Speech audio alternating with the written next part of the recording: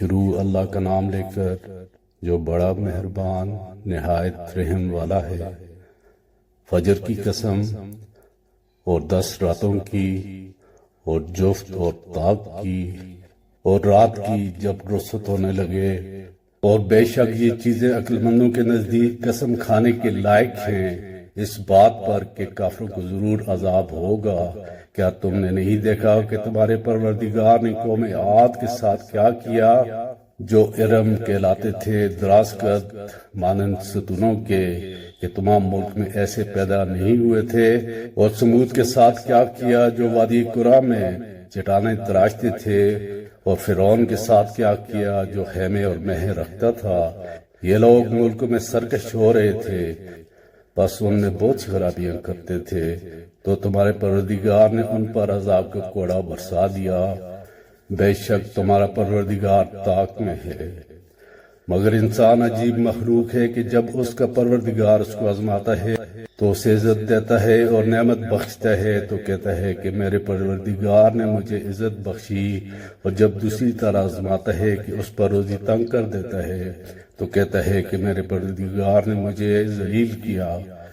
یوں نہیں بلکہ تم لوگ یتیم کی خاطر نہیں کرتے اور نہ مسکین کو کھانا کھلانے کی ترغیب دیتے ہو، اور میراث کے مال کو سمیٹ کر کھا جاتے ہو، اور مال کو بہت ہی عزیز رکھتے ہو۔ تو جب زمین کوٹ کوٹ کر برابر کر دی جائے گی اور تمہارا پروردگار جلوہ فرما ہوگا، اور فرشتے قطار در قطار آ جائیں گے، اور دوزخ اس دن سامنے لائی جائے گی، تو انسان اس دن سوچے گا، مگر اب سوچنے سے اسے فائدہ کہاں مل سکے گا۔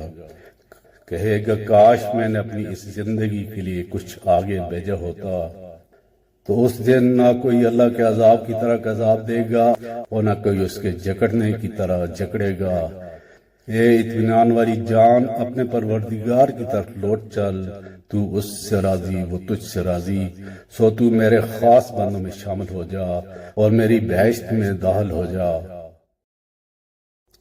شروع اللہ کا نام لے کر جو بڑا مہربان نہایت رحم والا ہے۔ فجر کی قسم اور 10 راتوں کی اور جفت اور طاق کی اور رات کی جب رخصت ہونے لگے، اور بے شک یہ چیزیں عقل مندوں کے نزدیک قسم کھانے کے لائق ہیں اس بات پر کہ کافروں کو ضرور عذاب ہوگا۔ کیا تم نے نہیں دیکھا کہ تمہارے پروردگار نے قوم عاد کے ساتھ کیا کیا، جو ارم کہلاتے تھے، دراز قد مانند ستونوں کے، کہ تمام ملک میں ایسے پیدا نہیں ہوئے تھے۔ اور سمود کے ساتھ کیا کیا، جو وادی قرا میں چٹانیں تراشتے تھے۔ اور فرعون کے ساتھ کیا کیا، جو خیمے اور مہ رکھتا تھا۔ یہ لوگ ملک میں سرکش ہو رہے تھے، بس ان میں بہت سی خرابیاں کرتے تھے، تو تمہارے پروردگار نے ان پر عذاب کا کوڑا برسا دیا۔ بے شک تمہارا پروردگار طاق میں ہے۔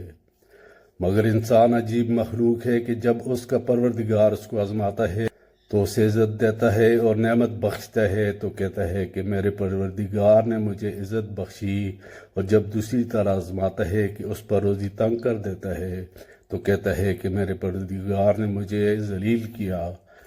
یوں نہیں بلکہ تم لوگ یتیم کی خاطر نہیں کرتے اور نہ مسکین کو کھانا کھلانے کی ترغیب دیتے ہو، اور میراث کے مال کو سمیٹ کر کھا جاتے ہو، اور مال کو بہت ہی عزیز رکھتے ہو۔ تو جب زمین کوٹ کوٹ کر برابر کر دی جائے گی اور تمہارا پروردگار جلوہ فرما ہوگا، اور فرشتے قطار در قطار آ جائیں گے، اور دوزخ اس دن سامنے لائی جائے گی، تو انسان اس دن سوچے گا، مگر اب سوچنے سے اسے فائدہ کہاں مل سکے گا۔ کہے گا کاش میں نے اپنی اس زندگی کے لیے کچھ آگے بھیجا ہوتا۔ تو اس دن نہ کوئی اللہ کے عذاب کی طرح عذاب دے گا اور نہ کوئی اس کے جکڑنے کی طرح جکڑے گا۔ اے اطمینان والی جان، اپنے پروردگار کی طرف لوٹ چل، تو اس سے راضی وہ تجھ سے راضی، سو تو میرے خاص بندوں میں شامل ہو جا اور میری بہشت میں داخل ہو جا۔